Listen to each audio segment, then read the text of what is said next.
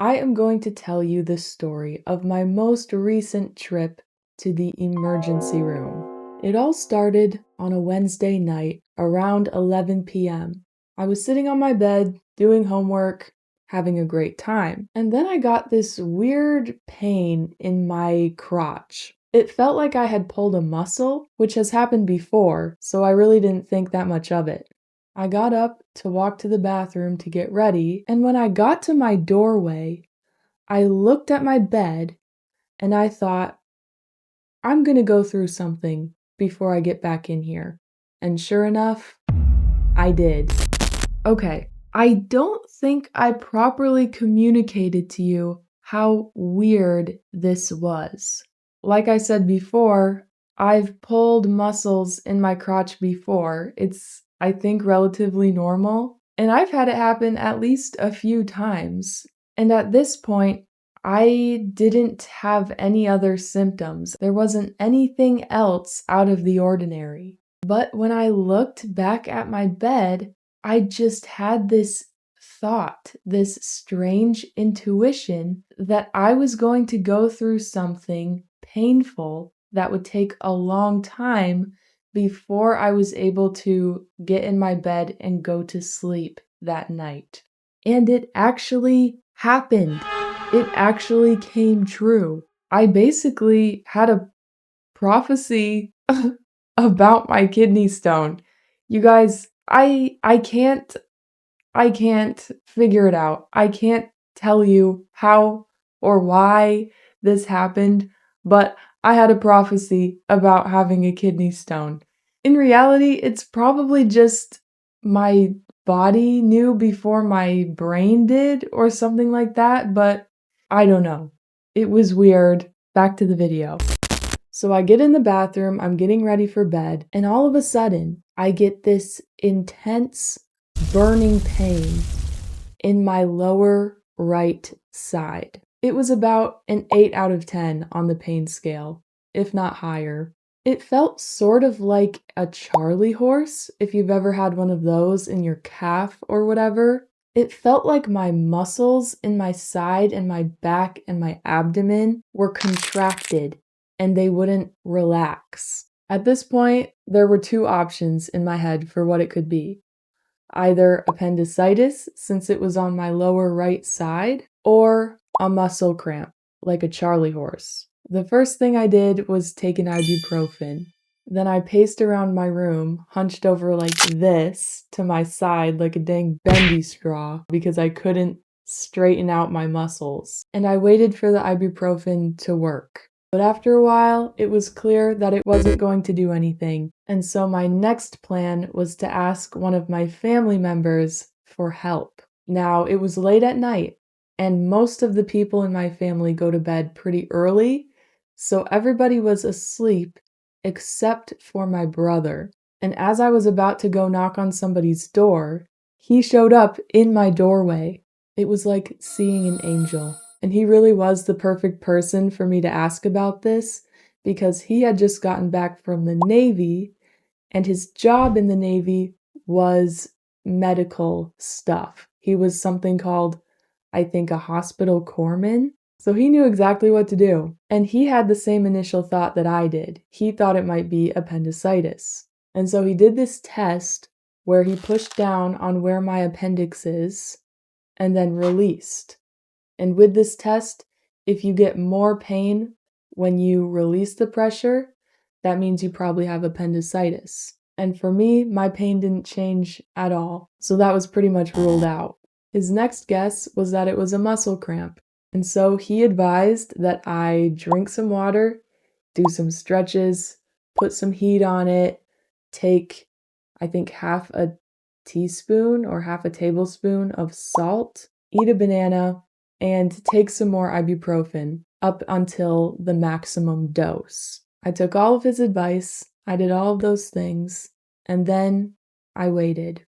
I told myself I would wait at least half an hour to see if all of that stuff would work before I went to the emergency room because I really didn't want to go. Number one, because I didn't want to wake up my parents. I guess I could have asked my brother to take me, but I don't think he would have wanted to. Number 2, because I just didn't want to go. I didn't want to be at the hospital. It's not a fun place to be, and I was tired. I just wanted to go to bed. And number 3, because I didn't want to pay the bill. That was honestly the biggest reason I didn't want to go. I live in America, and it's really expensive to go to the emergency room. So that was my main reason for not going. And if it wasn't anything serious, if it was a muscle cramp or something, that would be really embarrassing and also a big waste of time and money. And so I ended up waiting actually an hour, and by then it was about 1 a.m. But after the hour was up, the pain was still the same, still unbearable. I couldn't distract myself from it. I tried to. Usually, when I'm in pain, I try to distract myself with Instagram Reels. Yes, unfortunately, I'm a loser and I don't use TikTok, I use Instagram Reels. But usually that can distract me from the pain. In this case, no. I was literally writhing in pain in my bed. I've never experienced anything like that before. It was ridiculous. I couldn't stay still. I was trying every position possible to relieve the pain. Nothing really worked. Stretching helped a little bit, but not much. The reels weren't working to distract me. The ibuprofen did nothing. I took 800 milligrams of ibuprofen and it did nothing. So I decided it was time. I knocked on my parents' door and my mom took me to the hospital. At this point, I was feeling a little bit nauseous, so I took a bowl with me just in case. But I never actually threw up, so that was good. It was about 2 a.m. when we got there. Nobody else was there, and so we got a room pretty much immediately. The doctor came in, and I told her my symptoms. At this point, I still kind of thought it was appendicitis, even in spite of the test that my brother did. I didn't know what else it could be. But the doctor immediately thought that it was a kidney stone. So they gave me anti nausea medicine, and then they took blood and urine samples, and then gave me a CT scan. I'd never had one before, so I didn't really know what to expect. I thought it might be really loud or something. I think I was getting it mixed up with another machine, like maybe the MRI machine. I think that's the one that's loud. But it was actually pretty chill. I didn't have to have an IV, so I just laid there and held my breath once in a while when the machine told me to, and it spun around my abdomen, and that was it. Then, after I got back, they finally gave me the painkillers. That's all I really wanted. Not because I'm an addict, but because it hurt really bad and I just wanted it to stop. That was like my goal the entire time. All that stuff I was doing, I was just trying to get the pain to go away. So finally, it was going away. Once I got the painkillers, everything was chill. I had been awake for almost 24 hours at that point. So once they kicked in, I got really tired and I almost fell asleep. But then the doctor came in to tell me the results of my scan. The doctor told me that they found a 3 millimeter kidney stone in my right ureter. And if you don't know what a ureter is, it is the tube that connects your kidney to your bladder. The doctor described it like this. She said that a kidney stone is like a shard of glass trying to go down a narrow straw, and the glass is scraping the straw all the way down. And then acid is poured into all those little cuts. So basically, the kidney stone is sharp and kind of too big to comfortably fit through that little tube. And so it cuts all the way down. And then urine comes in afterwards, which urine is slightly acidic. So basically, it just cuts up that little tube and then burns all those little cuts. And that's what makes it so painful. I had no idea that kidney stones were so painful. They're a fairly common thing, and so I kind of just assumed that they weren't that serious or they weren't that bad. But now that I've had one and I've done some research and talked to some other people who have had them, I keep hearing that it's one of the most painful things that you can go through. And a lot of women that I've talked to and heard from on the internet compare it to childbirth or even say that it's worse than that. Which I don't feel like the one that I had was as bad as people describe childbirth as being, but my stone was relatively small. 7 millimeters is the largest stone that you can pass on your own without surgery, and mine was only 3 millimeters, so I don't think my experience was as bad as maybe other people's. It was pretty bad, but I feel like, I don't know, childbirth, I've heard that it's worse. But I don't know. I've never given birth, so I can't really say for sure. Anyway, they gave me the nausea medicine, painkillers, and a muscle relaxant, I think that's what it was, to relax my ureter to help the stone pass through more quickly. And they also gave me a strainer so that I could pee in said strainer and hopefully catch the kidney stone. Because if you've never had one before, that's what you have to do so that they can test it to see what it's made of.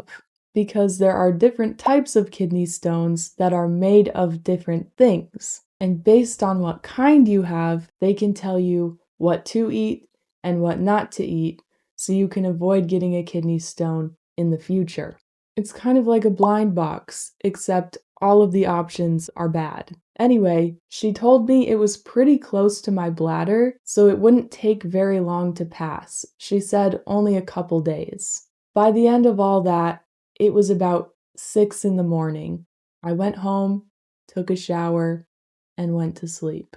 The pain started on Wednesday night, and on Friday night, the stone finally passed. And I did catch it in the strainer, which is really gross, but I was glad I did because then I could take it in for testing and see what's going on. I was so happy and so relieved. It was the Friday before Easter, Good Friday, so I was still able to hang out with my family and have a good time without being uncomfortable. The timing of this is interesting. If I had to have a kidney stone at any time in my life, I'm actually glad that it happened when it did. Because, like I said, it happened right before Easter. And as you might know, Easter is when we remember what Jesus did for us. He died on the cross and he rose again 3 days later. Basically, what he had to do to save us was suffer extreme physical pain. He had the power to stop the pain at any point, but he didn't. He willingly endured one of the most painful things that has happened to any human being. If you don't know what crucifixion is all about, look it up if you're feeling in that mood because it's really gruesome and really intense. Much worse than a kidney stone. If I had the opportunity to stop that pain myself at any point, I would have stopped it immediately. I don't know that I would be able to endure something like that for the sake of other people. It just gave me a unique perspective on what he did. I had a little taste of physical suffering, and it made me really appreciate what he did for me and for all of us. So that's the first reason why I'm glad it happened when it did. And the second reason is because right now I'm in college and I was in an anatomy and physiology class at the time. And the week that I got back after the kidney stone incident, we started studying the urinary tract. And so I was already kind of familiar with that system because of what I went through. And because of this whole situation, it made me more interested in the information, and therefore I paid better attention and I remembered things better. And so, although I'm not necessarily happy about the kidney stone, it really couldn't have happened at a better time. But anyway, Later in the next couple weeks, I took the kidney stone in to be tested, and everybody acted like I was weird for bringing it in. I don't think most people catch their kidney stones. Probably most people don't want to pee in the strainer, which I completely understand. But eventually they figured out that that's actually something that they do, and they took it and they tested it, and it came back as a calcium stone, which is the most common type of kidney stone. These stones can be caused by a lot of things, but in my case, my hypothesis is based on what I've heard from my doctors and what I've read on the internet is that it's because I've been doing two things. Number one, eating too much salt. My primary care doctor thinks that I have POTS. And so, a little while ago, she suggested that I should start eating more salt to increase my blood volume and therefore increase my blood pressure, making it easier for my blood to travel up to my brain and heart when I stand up so I don't pass out and whatever. And so I've been taking her advice. I've been eating mass amounts of salt, putting more salt on things that are already salty. I even considered taking salt pills. A lot of people with POTS take those.